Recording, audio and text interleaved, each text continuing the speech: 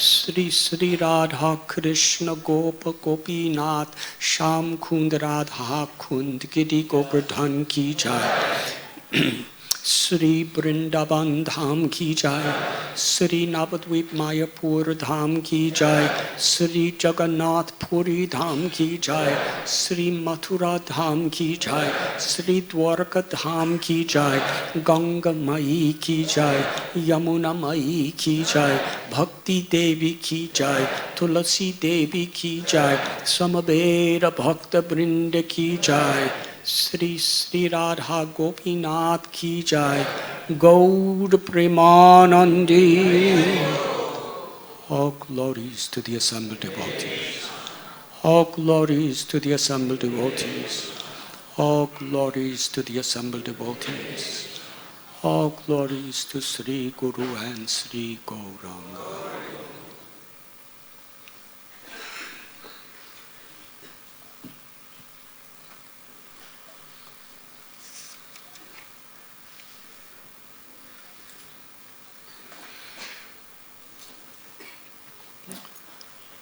Om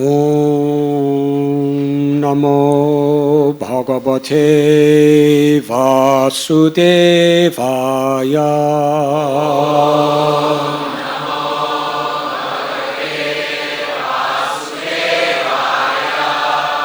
Om Namo Bhagavate Vasudevaya.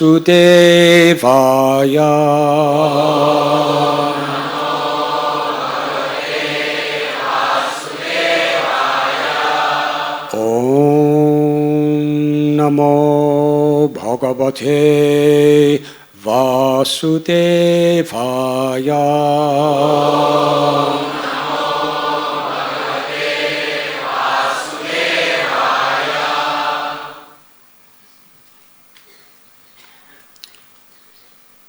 Sri Uddhava Uvacha.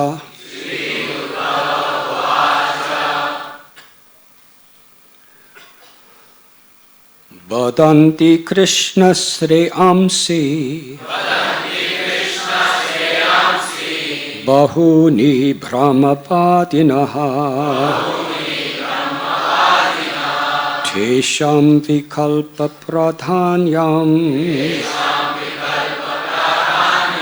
Utaho Ekamukyata. Sri Uddhava Uvacha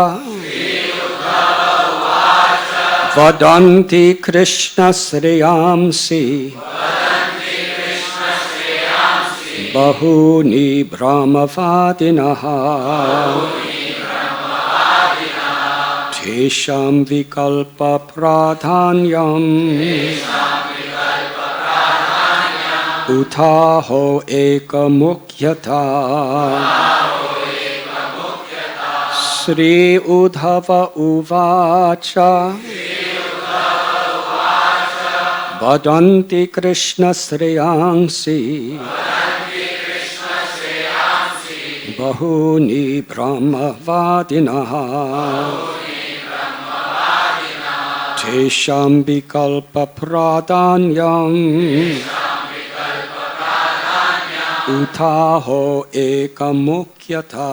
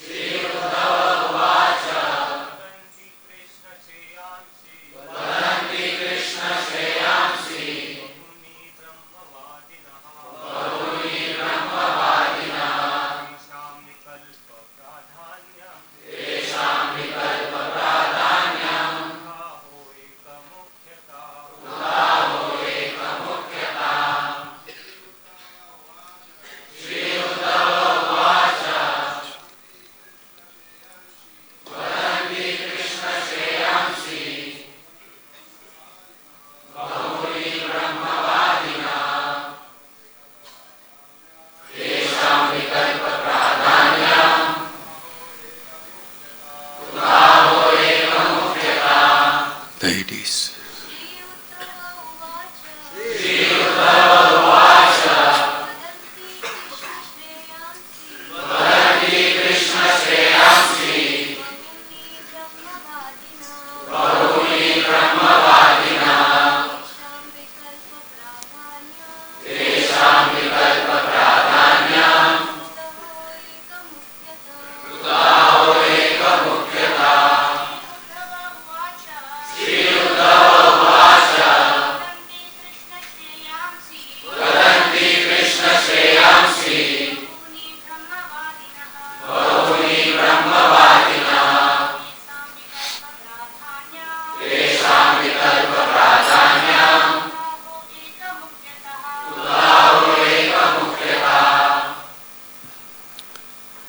Sri Uddhava Uvacha.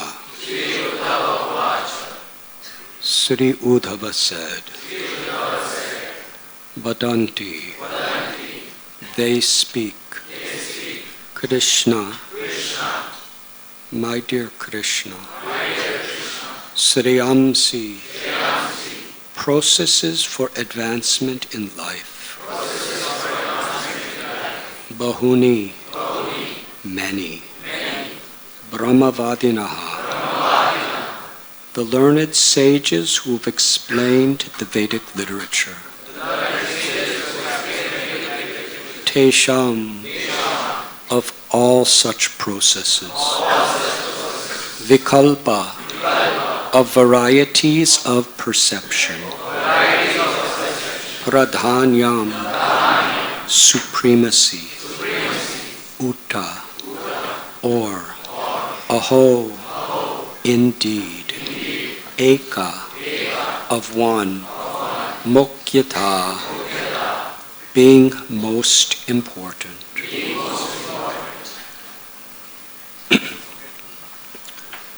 Sri Uddhava said, my dear Krishna, the learned sages who explain Vedic literature recommend various processes for perfecting one's life.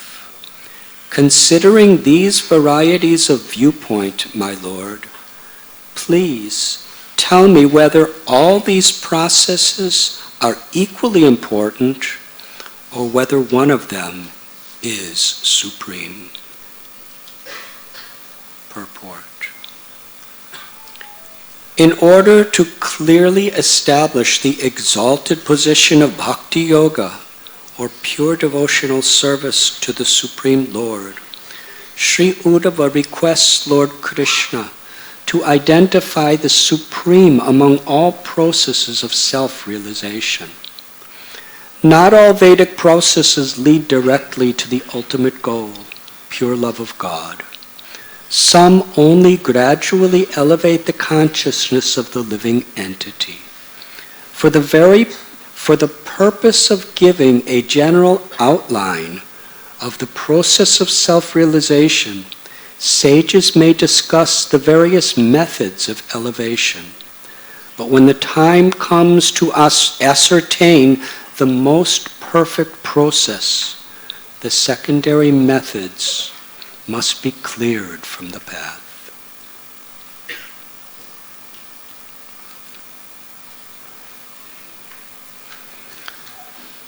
Om Agyantimidandasya Gyananjana Chalakaya Chakshuru Militam Yena Tasmai Sri Gurave Namaha Sri Chaitanya Manobhishtam Sthapitam Yena Bhutale Swayam Rupa Gadam Mayam Dadati Swapadantikam Vandeham Sri Guru Sri Judhapatakamalam Sri Gurun Vaishnavamscha Sri Rupam Sagrajathaham Sahagana Raghunatham Vidham Tham Sajivam Sadvaitam Savadutam Harijana Sahitam Krishna Chaitanya Devam Sri Radha Krishna Padaham Sahagana Lalita Sri Vishakam Vitamscha He Krishna Karuna Sindhu Dinabandhu Jagatpate Gopesha Gopika Kanta Radha Kanta Namostate Tapta Kanchana Gaurangi Radhe Vrindavaneshwari Vrishabhanu Sute Devi Pranamami Hari Priye Vansha Kalpatarubhyascha Kripa Sindhubhya Evacha Patitanam Bhavanibhyo Vaishnavebhyo Namo Namaha Sri Krishna Chaitanya Prabhu Nityananda Sri Advaita Gadadhar Shivasati Gaura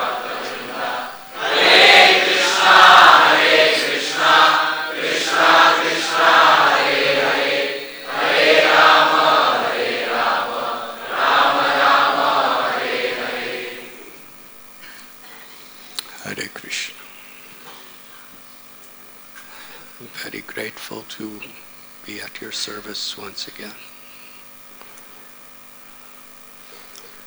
We are reading today from Srimad Bhagavatam, Canto 11, Chapter 14, entitled Lord Krishna Explains the Yoga System. Text number 1.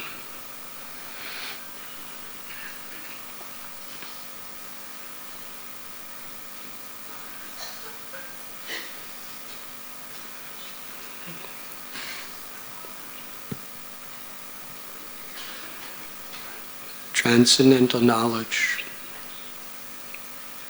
Sri Chaitanya Mahaprabhu describes to be like a seed. Bhakti Lata Bija.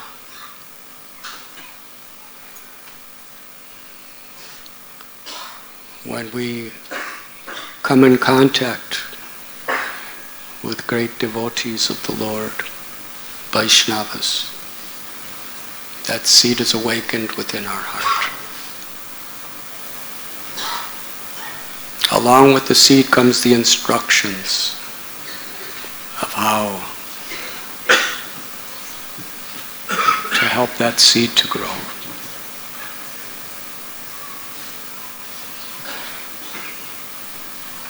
In this world of Kali Yuga,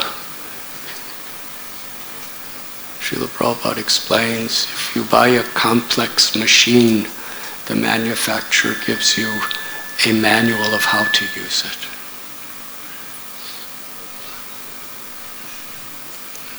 So Krishna comes again and again in this world. Paritranaya sadhunam vinashaya chaduskritam dharma samstapadarthaya sambhavami juge juge. To remind us of what the purpose of life is. Why we're suffering. What is the solution to suffering? And how to actually realize and experience that solution.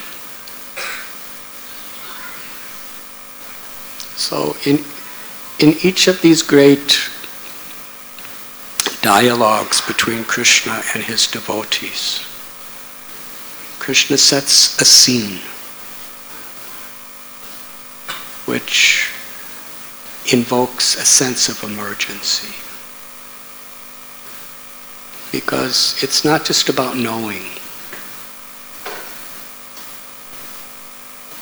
It's about taking shelter, ashray. Unless we take shelter of the knowledge we're receiving, and taking shelter means taking it as the most serious purpose of our life. To hear with a sense of urgency and to follow what we hear as a necessity, the only true necessity of our life.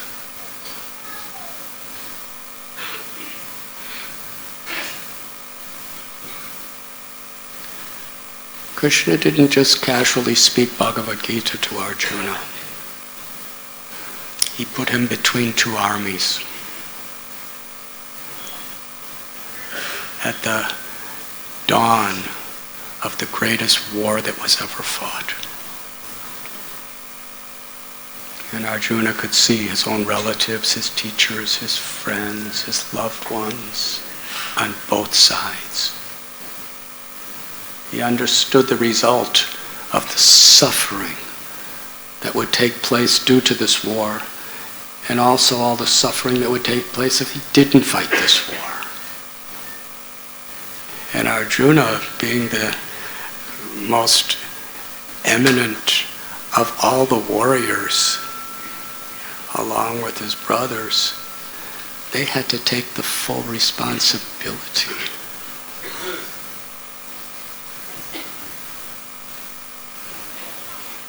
Karpanya doso pahata svabhava. He was in such a state of confusion, bewilderment, pain. He dropped his bow. His mouth became dry.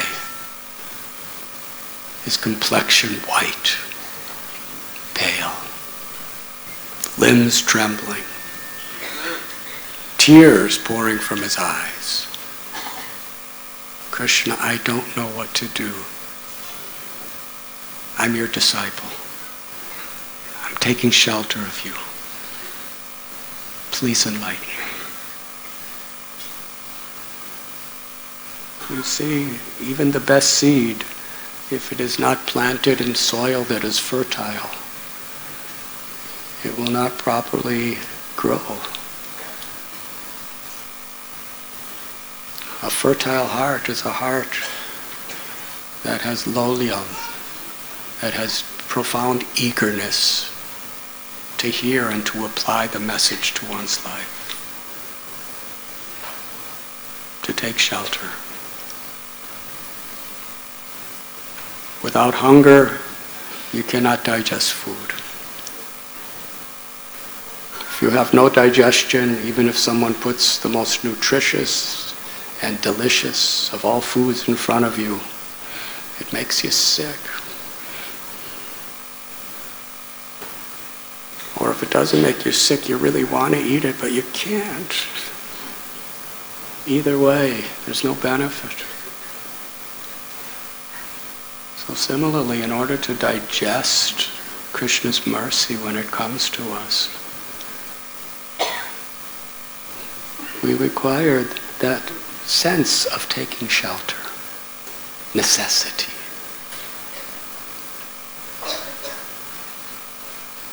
And it was in this light that the Bhagavad Gita was spoken. Multiply that by many times, and we have the scenario that we're reading about today, the Uddhava Gita. Uddhava is Krishna's constant companion, dearest friend. But even more difficult than what Arjuna saw, Uddhava could understand that the entire Yadu dynasty was about to vanquish each other. Another fratricidal war.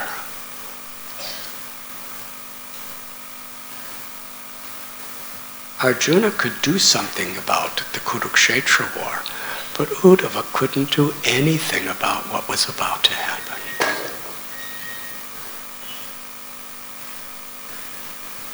And multiply that by millions of times, and Uddhava could understand that after this great battle of the Yadus, Krishna was going to leave the world. And Krishna wanted Uddhava to stay.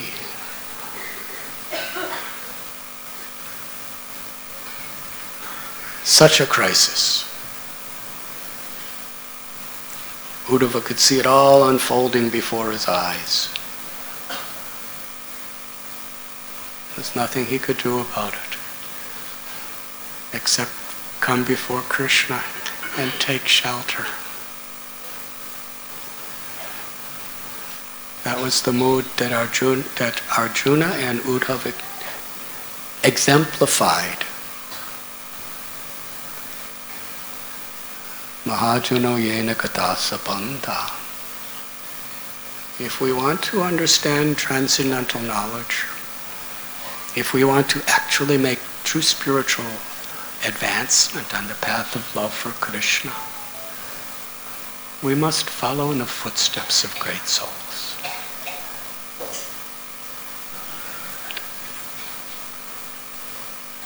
Here's the greatest of all warriors, Arjuna, most heroic and fearless of all people on earth. And here's Uddhava, who's more learned than Brihaspati.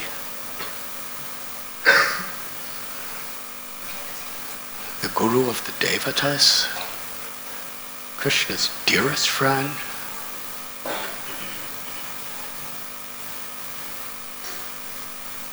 And they were helpless. So when difficulties come into us in this world, however inconceivable, indescribable, we have a context in which to understand it. That the entire material creation, it's not to enjoy, it's not to suffer, it's to facilitate taking shelter of Krishna. And all the happiness and distress, pleasure and pain, birth and death, they're all simply providing opportunities to take shelter of Krishna.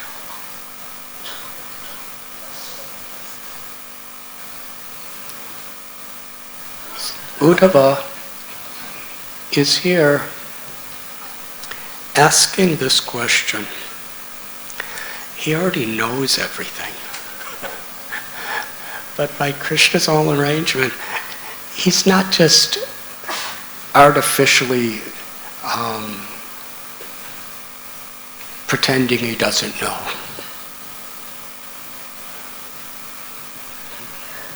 He's in a state of mind where he really needs to take shelter, and he is taking shelter. And his feeling of deep compassion for all living beings. He knows Krishna's mission. Krishna came to this world to attract people to his eternal abode of pure devotional service.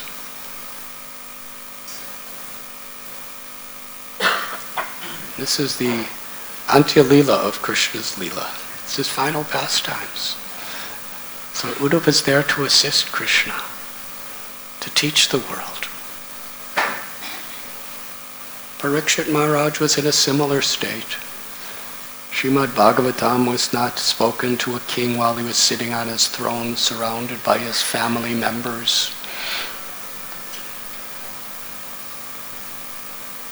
He was speaking to a king who was cursed to die in 7 days. And from a material perspective, such a humiliating way it happened. Going down in history in this way. His whole life was serving great souls. And yet, at the conclusion, he offends a great soul. And that's the cause of his death. From the time of his being in the womb of his mother, Parikshit Maharaj was in love with Krishna, wanted to be the servant of Krishna, looking for Krishna, observing the whole universe and every living being to find Krishna, and ways to please Krishna, to serve Krishna. Following in the footsteps of his forefathers, his whole life was serving those who love Krishna, the great souls. And now at the very end, in a state of yogamaya, perplexity, he puts a dead snake around the neck of a great devotee, Samikrishi. This is, after a whole life of serving Vaishnavas, this is how he has to go. And he was Maharaj, he was a great king, powerful. He subdued Kali personified. He traveled the entire earth, and wherever there was any corruption, he conquered. Such a hero. And yet at the end, he's cursed by an 8-year-old boy. Not only an 8-year-old boy, but a Brahmin. Namo Brahmanya Devaya. Krishna loves Brahmins. And Parikshit Maharaj loved Brahmins. He's being cursed by a Brahmin. He's only 8 years old. Quite humiliating. It wasn't a secret. The word spread all over the universe instantly. Faster than Instagram.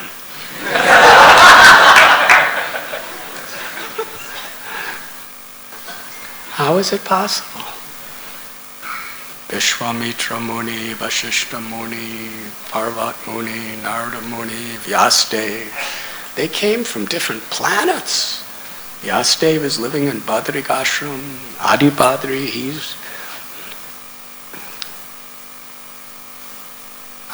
they all came instantly. When Parikshit Maharaj went to Sukatala, under that banyan tree on the bank of the Ganga, by the time he arrived there, all the sages were waiting for him. That was the day he was cursed. So please understand that the mystic yogic cities that all these great sages had in those days was far more efficient than all our technology today. But they all used it for the right purpose. They didn't use it for prajalpa and gossip. They used it for the highest purpose of life. So when Parikshit Maharaj asked Sukadeva Goswami, what is the purpose of life? What is the highest occupation and duty for a person about to die? And what is the essence of all the great spiritual literatures and teachings? He was not asking casually. He was a great devotee of Krishna. Why did he ask so many questions in Srimad Bhagavatam about so many preliminary subject matters? Because he understood that Krishna came to earth to show compassion to all living beings. So Arjuna, Parikshit, they ask questions for the benefit of everyone, for the pleasure of Krishna, as is Uddhav in this verse today.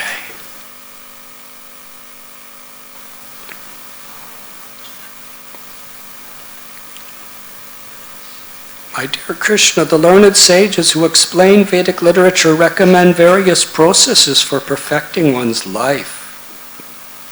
Considering these varieties of viewpoint, my Lord, please tell me whether all of these processes are equally important or whether one of them is supreme.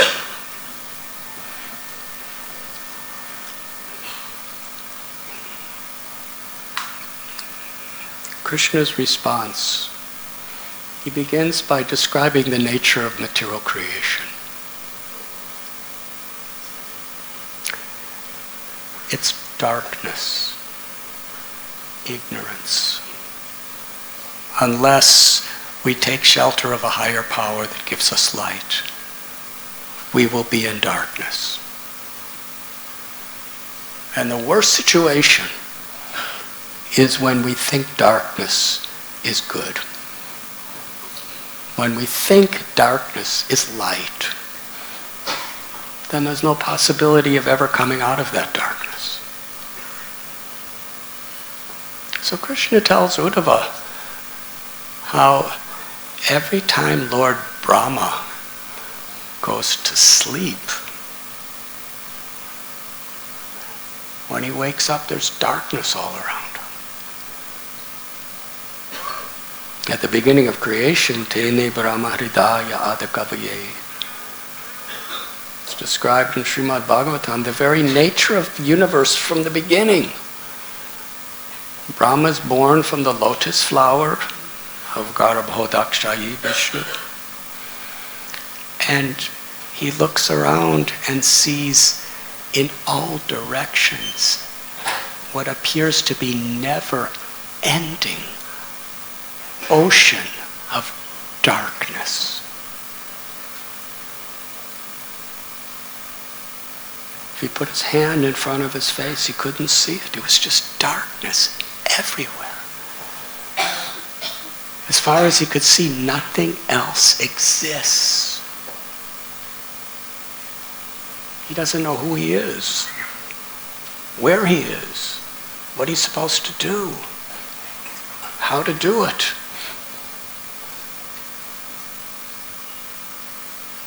So what are you going to do in that situation? These stories are not just meant to think, oh, Brahma went through that. We're actually supposed to try to understand it by what would we do in that situation? Because that's the situation we're in spiritually in this world. We're in darkness, but we think we see. So Rama started climbing down the lotus flower, the stem, and there was just darkness everywhere. And when he got lower and lower and lower, he heard this roaring sounds, and somehow or other he was allowed to see just enough, this massive ocean of waves crashing. So that was obviously not where he was supposed to go. So he went back to where he came from. And he took shelter. Here's Brahma, the most powerful being in the universe. And he's helpless, taking shelter. We think we're great. This story exposes everyone. And because he took shelter, Krishna gave him the instruction to perform tapasya, to meditate. Not just some impersonal meditation. He was meditating on the Supreme Personality of Godhead, taking shelter completely. And then from the darkness came light. Krishna appeared to him. According to Srimad Bhagavatam, Krishna shook his hand. And he enlightened Brahma's heart from within and without. And he understood exactly what he was supposed to do and why.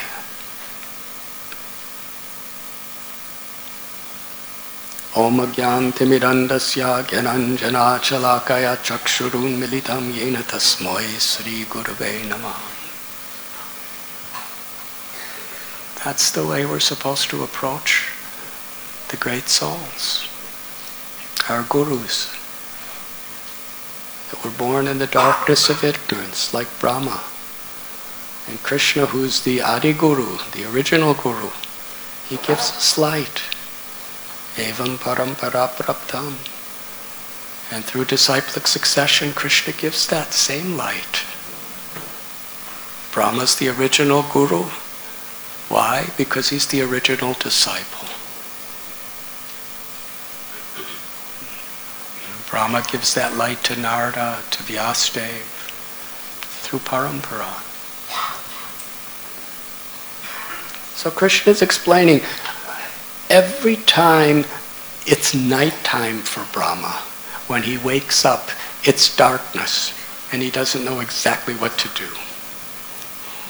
You see, if there's a strong flowing river going downstream toward the ocean, if you want to reach Gangotri, Yamunotri, If you want to reach the source of the river, you have to swim upstream. It's much easier to flow downstream. You don't have to do anything really to flow downstream. But you have to struggle to go upstream. The easy way is the way toward the ocean of birth and death. Janma mrityu jara vyadi. But if we want to reach the source, then it's very difficult. It's so difficult, it's impossible. Daivi heshu gunamayi mama maya duratyaya mami vami papadyate mayame tatarandite. Krishna tells us material nature is conducted by three modes, the gunas, very difficult to overcome. But if one takes shelter of me, one can easily cross beyond it. Srimad Bhagavatam tells that this material existence, it's like a vast ocean. One who takes shelter of Krishna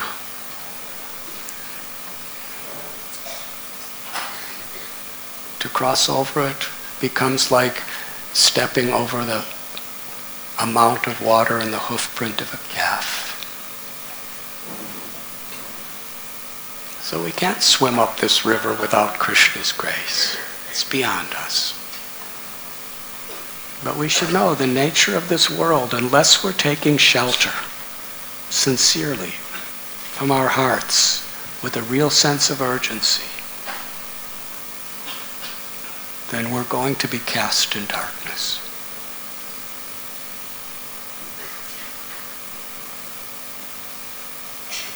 Krishna is like the sun, and Maya is like darkness. Unless we yeyatam mam prapadyante tam stataiva bhajamyam. According to how we surrender to Krishna, that's how Krishna will reveal himself.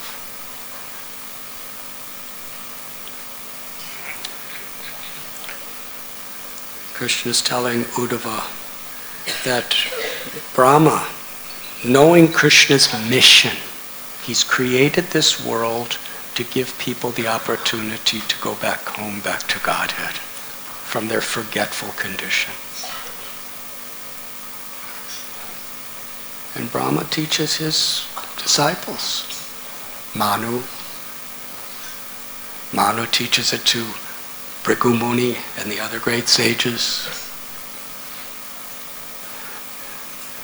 And then Krishna tells Uddhava, in this particular chapter, that as time goes on, there are so many different kinds of people who are influenced by the different modes of Rajaguna, Tamaguna, Sattvaguna. People have various desires, various natures.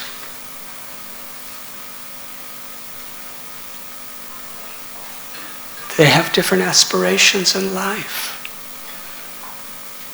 And therefore, because of that, there are so many different versions and interpretations of what's actually good for people. Some people think what's really good for people is to make a lot of money. The economy. Have you heard that before?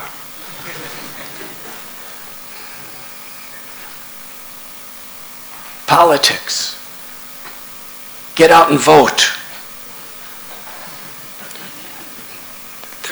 There's truth to that, but it's a relative truth. There's relative truth on so many levels. Some people are feeling what's really good is take a lot of intoxication, enjoy as much sense gratification as you can, be as happy as you could be, and don't worry about the rest, because you have to die anyway, and then everything's finished.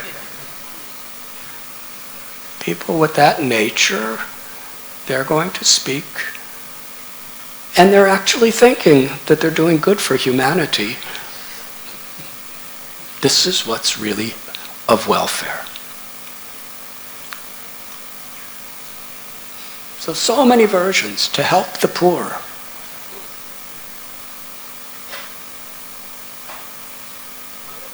To get a good education. To marry a nice wife. Or have a good husband. Or have so many nice children. To conquer. To have supernatural powers. To be elevated to heavenly planets where the sense gratification is far superior than anything we can imagine here. So in this way there are so many different processes. And actually all these different processes in the Vedas, we have a way of actually making advancement. Hiranyakashipu, he was very, very materially intelligent person. He didn't get his powers by doing push-ups and sit-ups.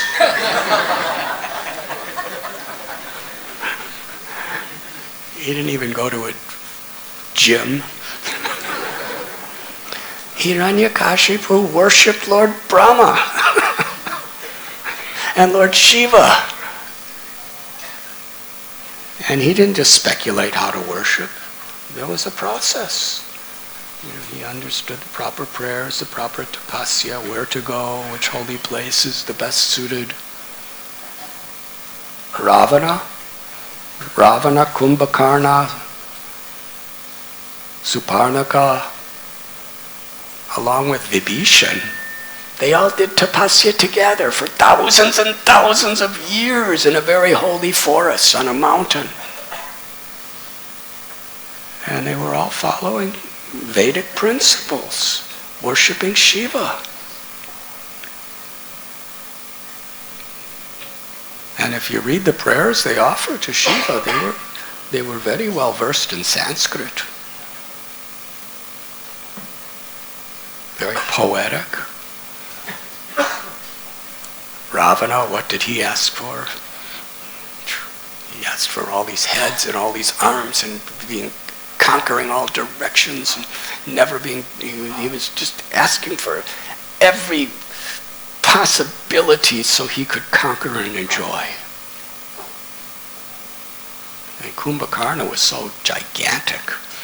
When he was about to ask for a benediction, the demigods understood he doesn't even need any benedictions. He could devour all of us as he is right now. What to speak if he gets Shiva's benedictions, Brahma's benedictions? So somehow they tricked him. They sent Saraswati to go on his tongue. And when he was asked, what do you want? He said, to sleep. So be it, that's all. You had your chance.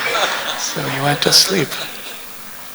And Suparnaka, what did she ask for? I'm not even going to describe that. And here's Vibhishan, who's in the same place, seeing the same devatas, did the same type of tapasya, and he's asking for pure, unalloyed devotional service to Lord Sri Ram and to be the servant of his servants forever. And he received that benediction. So we understand there's so many different states of mind in which we're approaching. The Vedas are like a desire tree. Nikama kalpataro galitam palam.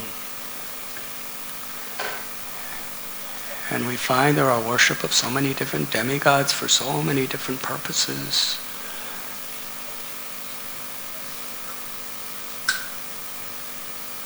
And basically that's the principle of all spiritual paths throughout the world.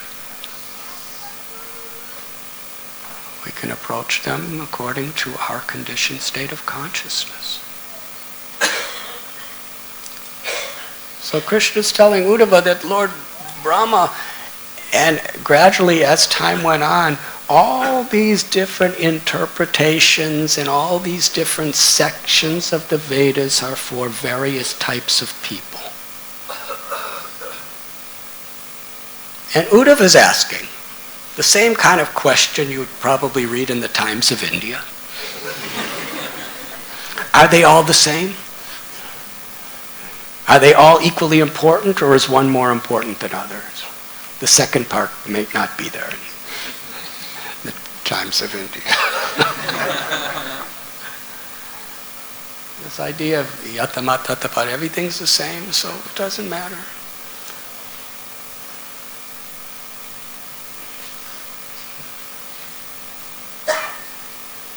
And the reason is Uddhava is asking this question is so that Krishna will glorify the ultimate supreme perfection of all perfections. Prema Bhakti, ecstatic love for Krishna.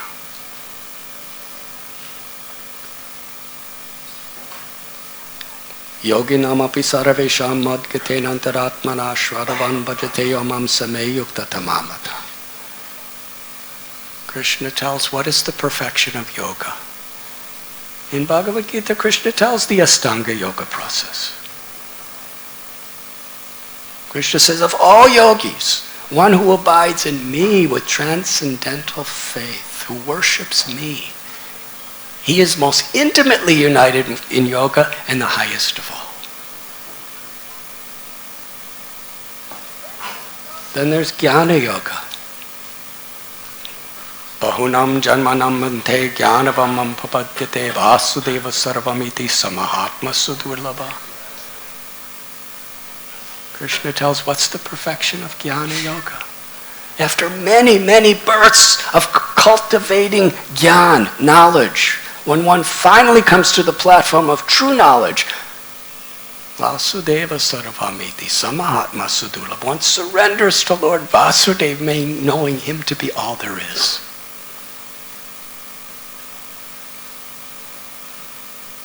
Maya veshyamano ye mam nitya yukta upashate shradaya paragopetas teme yukta tamamataha.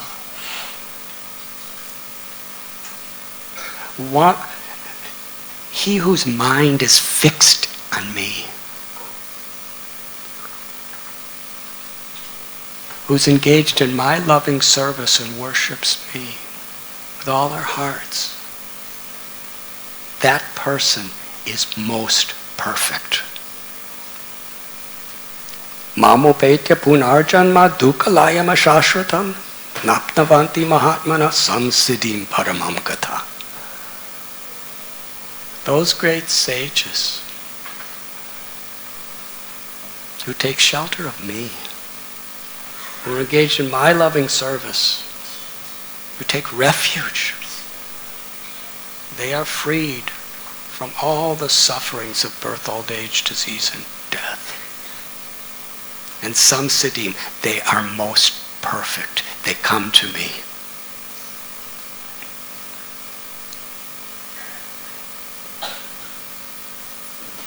Bhoktaram jagatapasam sarvalokam maheshwaram suhridam sarvabhutanam gyatvam mam shantim richjati. One who knows me to be the supreme ultimate goal of all sacrifices and all austerities, who knows me to be the supreme Lord of all the planets and all the demigods.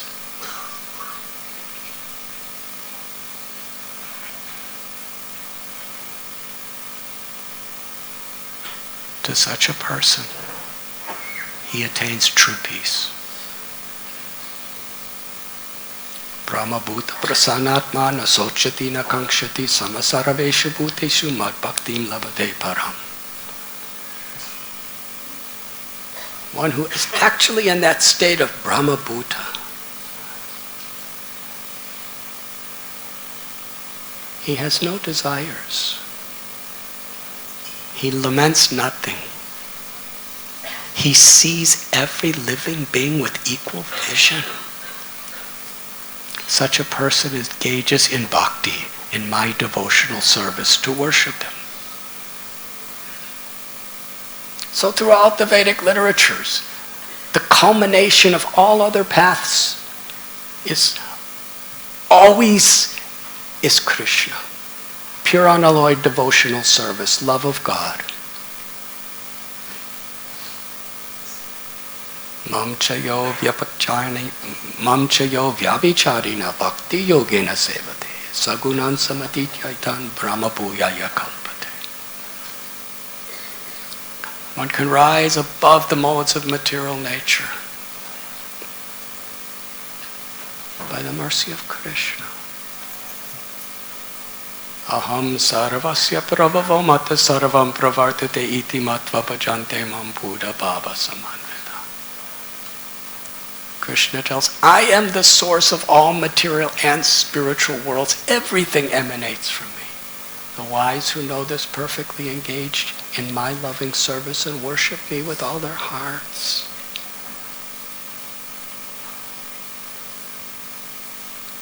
So every particular path there is in the Vedas, its culmination. Sarva dharman parityasya mamekam sharanam vraja. Aham tvam sarva papibhyo moksha yishami masuja. Is to surrender to Krishna. That is what Uddhava is inspiring Krishna to speak.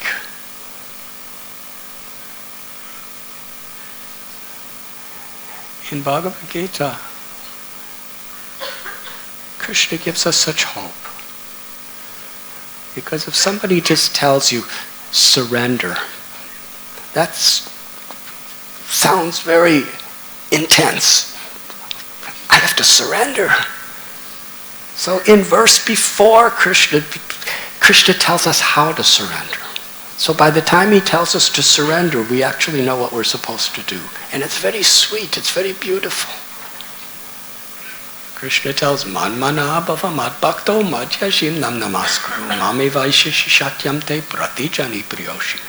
Always think of me, become my devotee, worship me, offer your homage unto me. In this way you will come to me without fail. That's what surrender means. To always think of Krishna. To do everything for Krishna. And then he says, now abandon all varieties of religion and surrender. And oh yes, it's very nice. Uddhava was surrendered to Krishna from his birth. And living in Mathura, he was considered to be the closest of all associates of Krishna. But because he was so dear to Krishna, Krishna sent him on a mission to Vrindavan so that he could understand the ultimate limits of love. Sri Chaitanya Mahaprabhu, he displayed his most intimate secret of his heart in the Gambhira of Sri Jagannath Puri.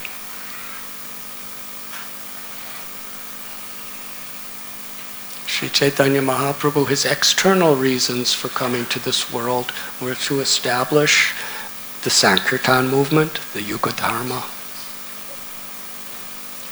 to answer the prayers of Advaitacharya, who was crying for him to come out of compassion, and to fulfill his purpose, yada yada hi dharmasya, to come again and again to deliver the fallen souls. But his internal reason was to understand the sweet nature of Sri Radharani's love. Vedaham samatitani varatamanani chajana bhavashani chabhutani mam tu vedana kashtana. Krishna knows everything. Everything in the past, everything in the present, all things that are yet to come. Sarvasya chaham hridishani vishto. He's in everyone's heart. He knows every desire. He knows every word, and he never forgets. There's nothing Krishna doesn't know, except What is the nature of Sri Radharani's love? What is the happiness she feels when she tastes the sweetness of my love? So this internal reason is why it's Lord Chaitanya Mahaprabhu especially revealed in Jagannath Puri. So I invite everyone to our Jagannath Puri Yatra. It's next week if you want to receive the blessings of Lord Chaitanya.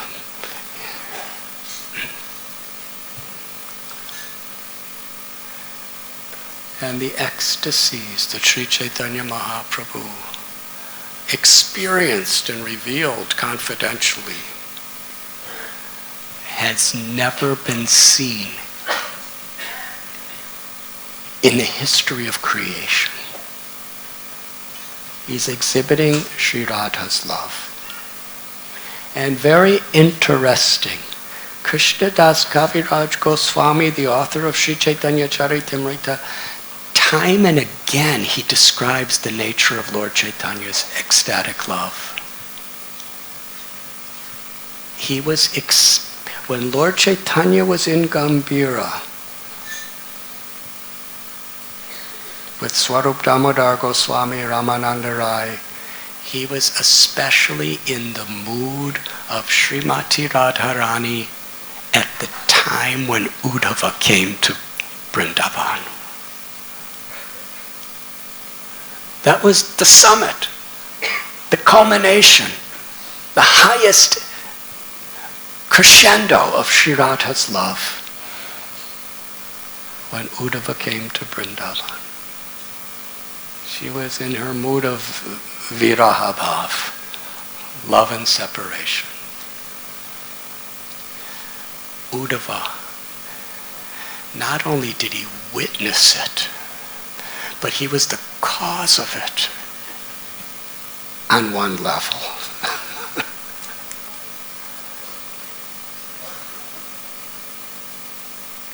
Krishna manifested himself to the Brajavasis through Uddhava. Uddhava came with this message to pacify the Brajavasis. When Uddhava saw Nanda Maharaj and Yashoda Mai, they're his uncle and aunt. He's Krishna's cousin, brother. They were so happy to see him. But just knowing that he came with a message from Krishna. Krishna, why doesn't he come himself? Mathura is not that far away. Why doesn't he come himself? Why does he send Uddhava? Will he ever return?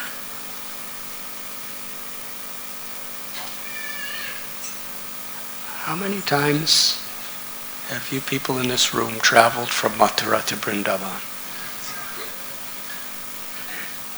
So many times. Why couldn't Krishna do that? Why he sends Uddhava and Akrura? Taken away.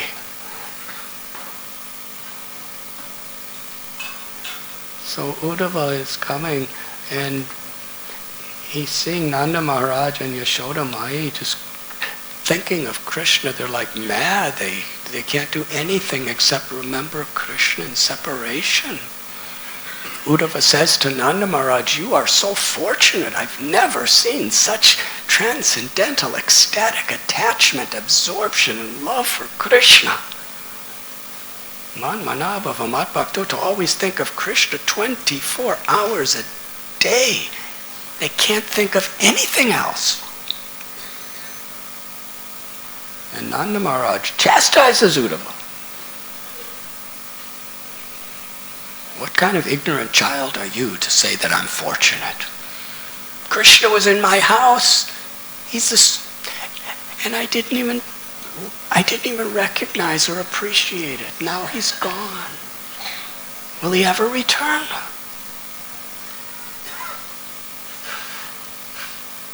Yashoda Mai is making garlands, making sweets, boiling milk with the hope and the expectation Krishna will come home.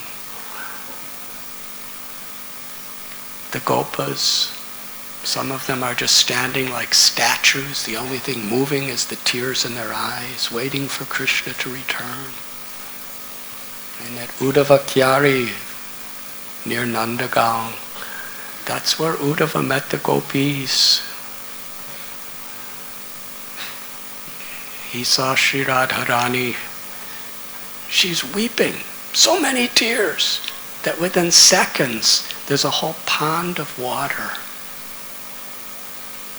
And then she faints, and the heat of her body and the fever of separation from Krishna immediately evaporates all the water. And that's happening time again.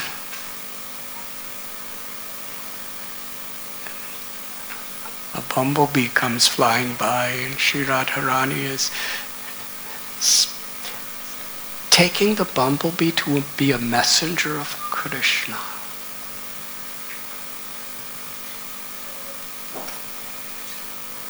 His Holiness Gaur Govinda Maharaj tells story how as she's speaking to the bumblebee, that my life force is like an animal. My body is like a house, and my separation from Krishna is like a blazing fire. So this animal is trapped in this house that's being burnt by a blazing fire. But I can't get out of the house because there's a bolt on the door. And that bolt is Krishna promised he would return.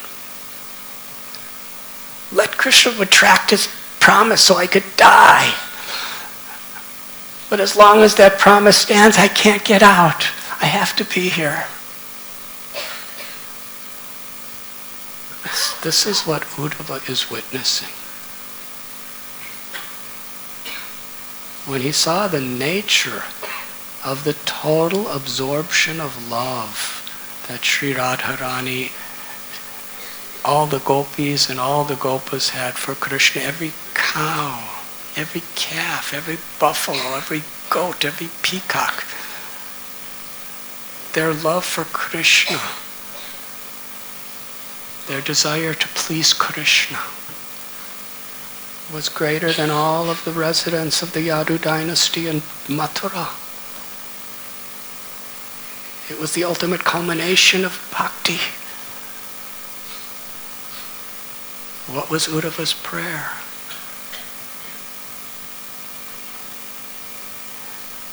Some of us, we think, oh, let me be a gopi. Let me be a gopa.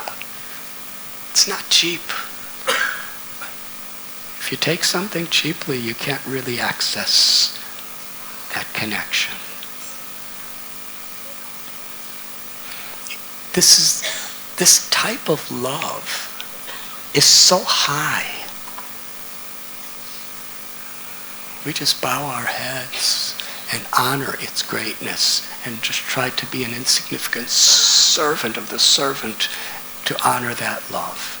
And when we have that humility, trinadapi sunichena, then Krishna gives us that love. Sri Radharani, when she sees that we're eagerly, intensely, with all humility, giving our lives to serve her loving servants, she gives us that love. That is Chaitanya Mahaprabhu's Leela.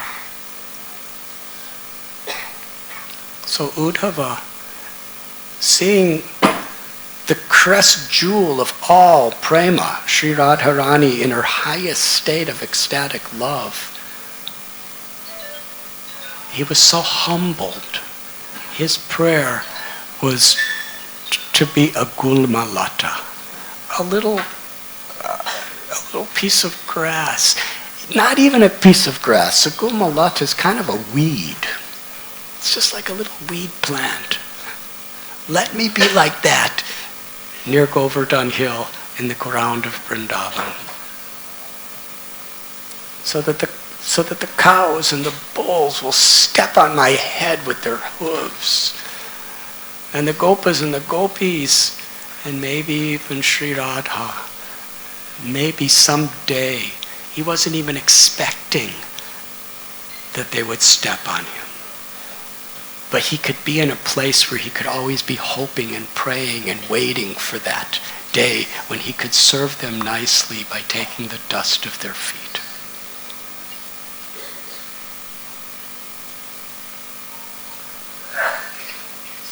In Gambhira, Sri Chaitanya Mahaprabhu was in the mood of Sri Radharani when Uddhava was meeting her.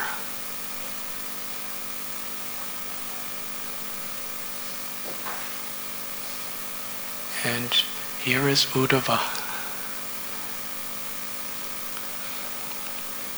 He knows what the ultimate perfection of life is.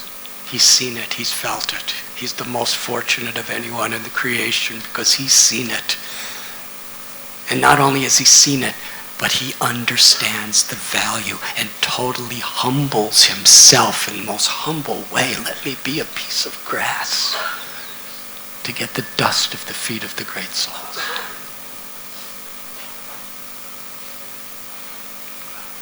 When Sri Chaitanya Mahaprabhu was living in Puri, he invited Uddhava to come to live with him. Paramananda Puri.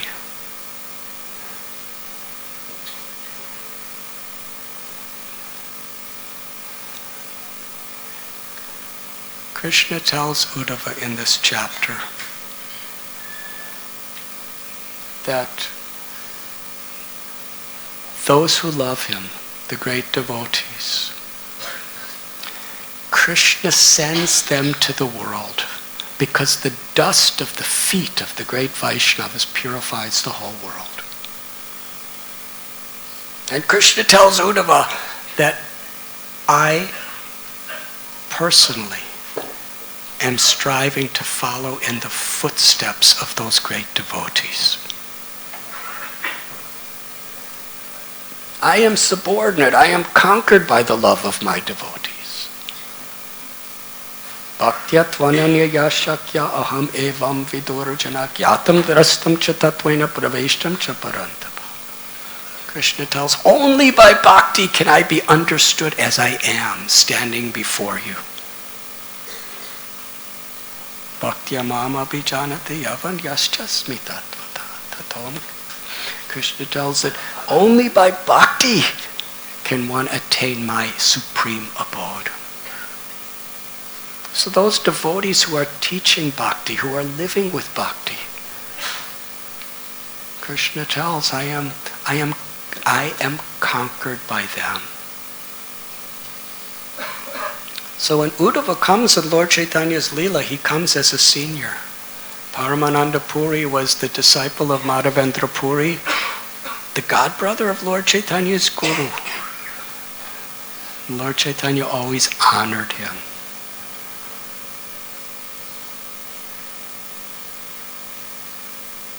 Whenever they were taking prasad, he would take with Paramananda Puri. One time Lord Chaitanya, when Paramananda Puri, who met Lord Chaitanya in South India, he went to Navadvip and lived with Sachi Devi. While Lord Chaitanya was still on a South Indian tour, and when Lord Chaitanya returned to Puri, and Kal Krishnadas was sent by the devotees to give the message, Lord Chaitanya is back after 2 years of traveling. He's back. Give the message to Sachi Devi and all the devotees headed by Advaita and Srivas. As soon as that message came, Shivananda Sen and Advaita Acharya started planning the yatra to Puri. But Paramananda Puri couldn't wait. Immediately he left, with just taking one associate with him. And when he arrived, Lord Chaitanya was so happy, he personally arranged a residence close to the Gambhira.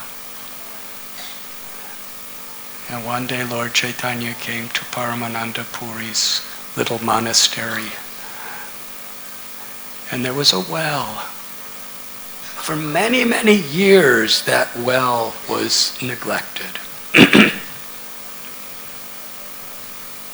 Lord Chaitanya saw the well. He said, is there nice water in this well? And Paramananda Puri said, it is terrible. You cannot drink it. You cannot even touch it. It's totally spoiled. Lord Chaitanya looked at the water in the well. And he said, just see how Jagannath is cheating us. Because this is Paramananda Puri's well. Anyone who touches or tastes the water of this well will get the supreme liberation of love for Krishna. And therefore, but now the water is so terrible that nobody will go near this water. Even Paramananda Puri.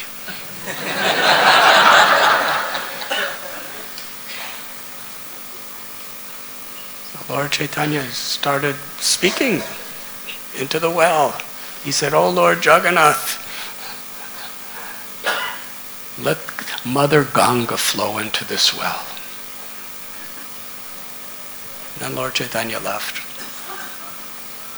The well was the same, but that night when everyone was sleeping, Mother Ganga filled up the well with pure nectarine sweet water, crystal clear. And the next morning, Paramananda Puri saw the well. What a miracle. Lord Chaitanya prayed to Jagannath that Mother Ganga would fill the well.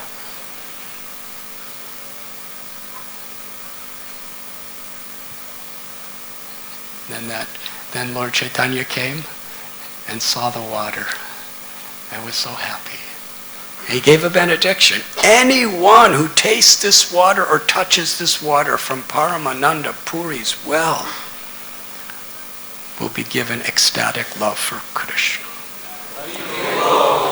That is the power of Paramananda Puri's love. This is how Sri Chaitanya Mahaprabhu was glorifying Uddhava. Lord Chaitanya taught 3 processes through 3 of his most intimate associates. Through Swarup Damodar Goswami, he taught how to achieve the ultimate highest perfection by chanting the names of the Lord. Ramananda Rai by speaking the glories of the Lord.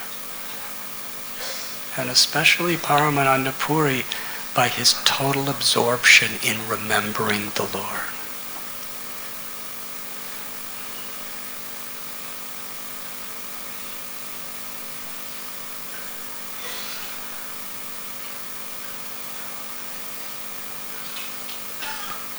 During the Ratha Yatra in Puri, I'm kind of practicing for the Puri Yatra.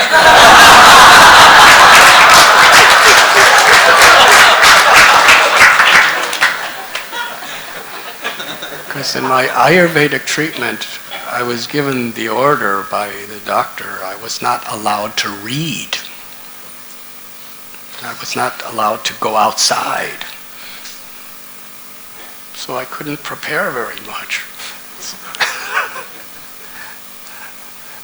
But during Ratha Yatra, Sri Chaitanya Mahaprabhu was in the mood of Sri Radha when Krishna came to Kurukshetra.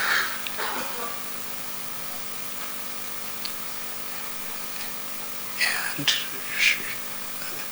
Sri Radharani said to Krishna that you sent Uddhava to Vrindavan with the message that we should meditate on you. It's yoga. Yama, niyama, asana, pranayama, pratyahara, and then there's dhyan, meditation. So you sent Uddhava with the message that we should meditate on you. How could you do that to us? We're not yogis, we're gopis. We don't want to meditate on you. We want to serve you. We are helplessly drowning in the limitless ocean of separation from you. And we're being devoured by the Timangala fish of our aspiration to serve you. And you're telling us to meditate.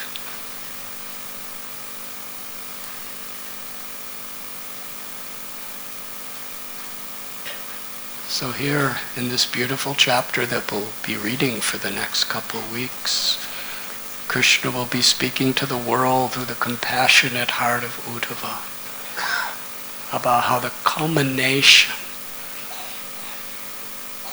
of all dharma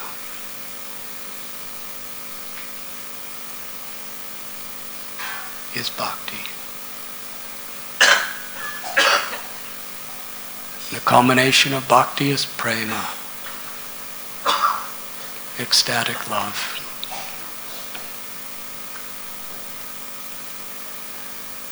Namo Mahabharanyaya Krishna Prema Pradayate Krishnaya Krishna Chaitanya Namane Godatveshe Namah. Sri Rupa Goswami has revealed this is the gift of Sri Chaitanya Mahaprabhu. He's come to give this love. In the association of devotees who are truly in the spirit of the servant of the servant of the servant with grateful hearts, we learn how to pass through all the different circumstances of life aspiring to connect to that love. That love can never be achieved, never attained, but by our sincerity, by our service with no ulterior motives, by our honest and earnest efforts to hear about Krishna with an eager heart and taking shelter of the chanting of the holy names. Hare Krishna, Hare Krishna, Krishna Krishna, Hare Hare, Hare Ram, Ram Hare Hare. Then this love is given.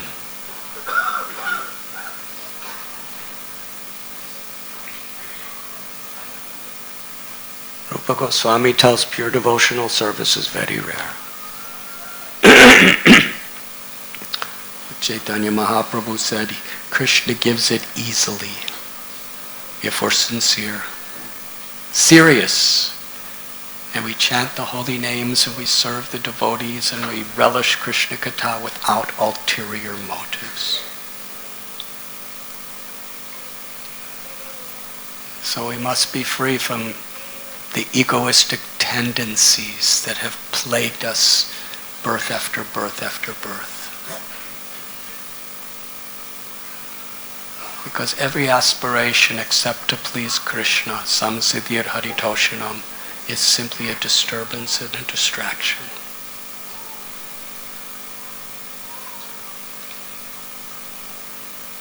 That baby is crying so nicely.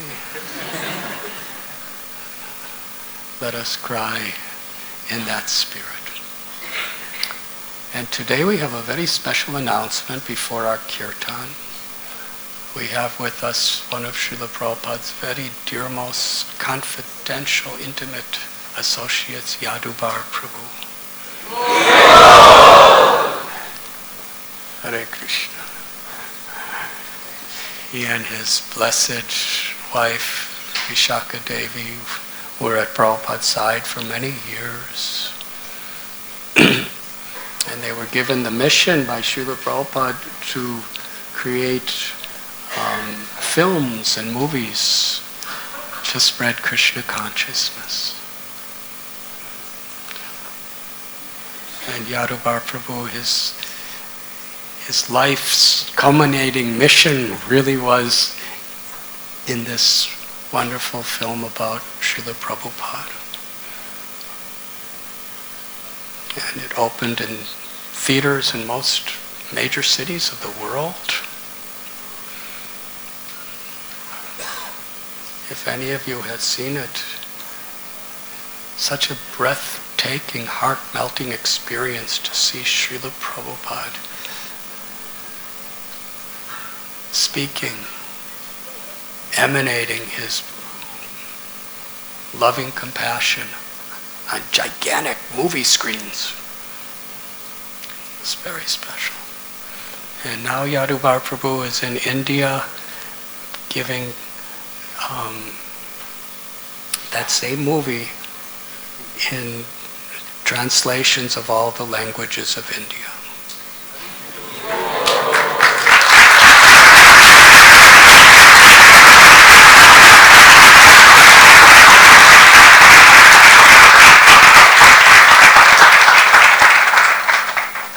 Yadubar Prabhu, please tell us what you want us to do and about this wonderful devotional service of yours.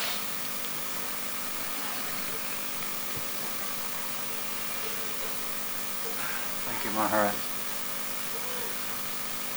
Hare Krishna. Thank you so much for inviting us again to Radha Gopinath Mandir. It's always an unforgettable experience. I'm very happy to announce that we have the English edition of the DVD of the film. That'll be available today downstairs. Previously, this was only released in America at quite a high price. I wanted to release it at a lower price, but then Amazon.com would not allow that. Any DVD that's first released, they must charge $25. So we have it at a fifth of that price available. It has 17 languages subtitled, including Hindi. Our goal actually in India for the next 5 or 6 months is to make this movie go viral.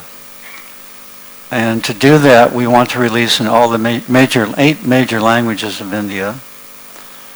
And we'll release as we finish each language, we'll release that on DVD. We'll go to that major city where that language is spoken, to our ISKCON center, and have a release. We just did that with the Gujarati DVD in Ahmedabad on Ram Vijay Festival.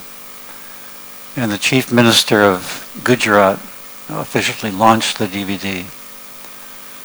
So those DVDs released in those languages will only sell for 100 rupees. And that's quite cheap compared to other places in the world. But that'll only be in that particular language. And you put the DVD in the player, and it plays. There's no menu, there's no selection of languages or subtitles. It's very simple, so even a villager can understand how to view the film. Also, those DVDs will not be copy guarded, because we can't be everywhere with distribution. And if somebody really wants to see the film, they can easily copy it. We don't tell them that. But anyway, we just told a large group of people, Hare Krishna. So we want to make Prabhupada, he's already understood amongst the devotees of ISKCON and many others, that he's the preeminent ambassador of India's spiritual culture in the world.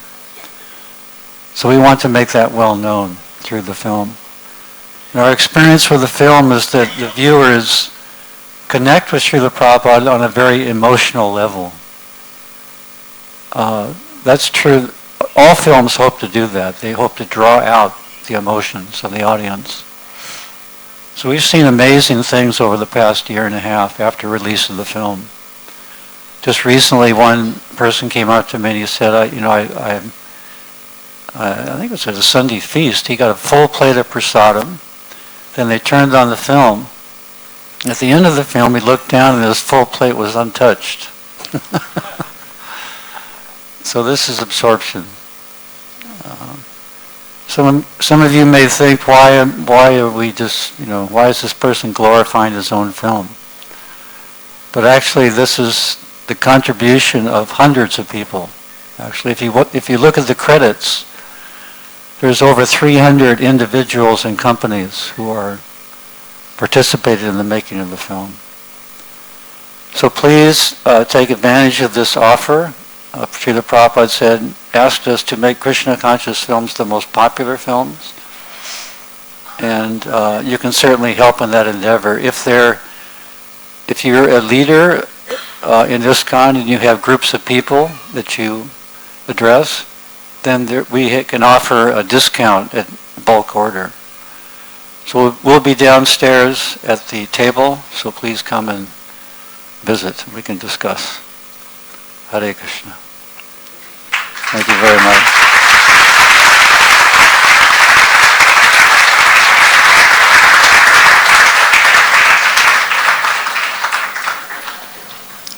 Please express our gratitude to Yadubar Prabhu.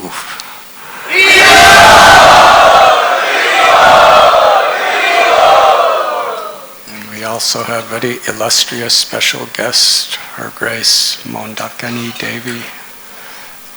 I think many of us know her incredible story of surrender to the loving service of Srila Prabhupada. After Srila Prabhupada, she was the first devotee to go behind the Iron Curtain to preach Krishna consciousness in Russia. She truly risked her life. She was just a young girl. Prabhupada gave her that instruction to go alone. And by carrying Prabhupada's divine grace, now there's tens or hundreds and thousands of devotees in Russia. Could we give microphone to Mandhaakini Devi so you can briefly tell the story?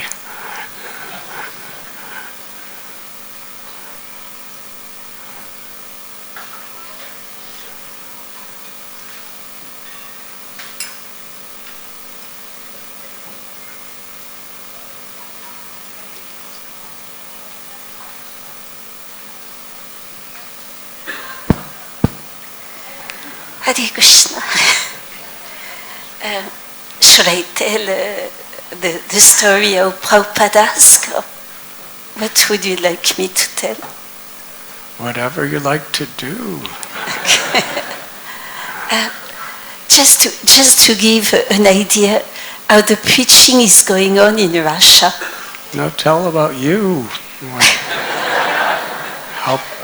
How Prabhupada came to give you the instruction to go there. Okay. It was in the first temple of London, the Sevenbury Place Temple, in the association of so many wonderful devotees, our London heroes, these three couples, Shyamasundar Prabhu, Malati Prabhu, Yamuna and Gurudas, and Mukunda and Janaki. And it was such a creative spirit. Devotional service was just like an adventure at every second. It was never boring, but we were told how to use our creativity. If we had any little bit of intelligence, whatever Krishna was lending us, to use it for Krishna service. And service was really a spiritual adventure, full of joy. And we can feel that mood in this temple, amongst the congregation. So, little me, I was just coming with two other friends. And at one point, Yamuna had left to go to India with the first devotees. Prabhupada took 20 devotees to India. Yadubara Prabhu was there, and he used to call these first devotees his white elephants. Like we have this proverb in French that if you take an elephant to the China shop, it's going to be a disaster. So at that time, the first devotees, they went into the China shop of Vaishnava etiquette. And devotees were really new and made some mistakes, and Srila Prabhupada had to take the blame. Prabhupada was such a pure, wonderful Vaishnava. He had to take the blame for the first devotees. Devotees were so hungry, sometimes they stole some sweets, and the shopkeepers, they used to come to Srila Prabhupada. Why are they doing that? If they ask, we would just give them. And Prabhupada used to say, please forgive them. They're just very neophyte. They're just like monkeys. So I was the second generation. I was also like a monkey. And but by the association of these wonderful devotees, I got a strong taste. And alone in the temple in Bury Place, trying to serve beautiful Sri Sri Radhanandanishvara. I read in some Prabhupada's purport a very extraordinary sentence, that if the spiritual master is asking you to do something a little difficult, and if you can say yes to him, you will make a great spiritual progress. And I became very excited and enthusiastic, and I ran to Sri Sri Radhanandanishvara, and Srila Prabhupada said about them that Krishna has cheated you. He didn't come as a murti, he came himself. So by that time, I could realize that these murtis were so powerful. And I just went to pray to Sri Sri Radhanandanishvara and ask them, you're so bright, so clever, you can make anything happen. Can you just make it that Srila Prabhupada is going to ask me to do something a little difficult? But please, please, can you help me to remember to say yes? So, to make things short, Prabhupada was actually coming from Moscow. We didn't know anything about it. It was very secret because the police, the KGB, was making a lot of trouble against any spiritual renewal. So he came, and one time somebody told me, Srila Prabhupada is waiting for you upstairs. Can you come? And I got quite fearful. I thought I've made some mistake in my service. So I came and I knocked on the door, and Srila Prabhupada's voice, very beautiful voice, I could hear him saying, come in. So I came in and offered my obeisances. Shyamasundar was standing just beside Srila Prabhupada. And he motioned to come closer. So I came closer. And in a very, I always remember it the same way, in a very normal voice, with a big smile, the way he would ask me to get potatoes across the street. He just asked, Mandhaakini, would you like to go to Russia and to marry this boy, Anatoly? And by the grace of Lord Chaitanya, help to spread the mission there. And for half a second, I got shocked because at the time I didn't want to get married. But I remembered my prayers, so very, very quickly I looked at him and I told him, yes, Srila Prabhupada.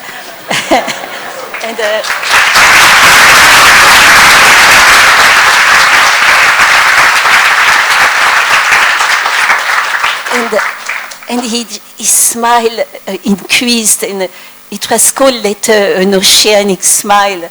And he told Shyamasundar, Prabhu, please do help, do the needful. And then that wonderful saga started by the mercy of Srila Prabhupada and Sri Sri Radhanandanishvara and the devotees.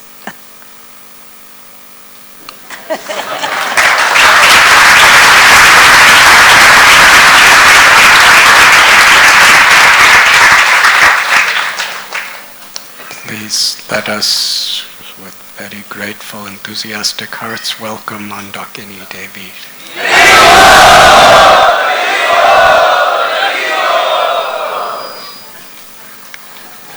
Thank you very much.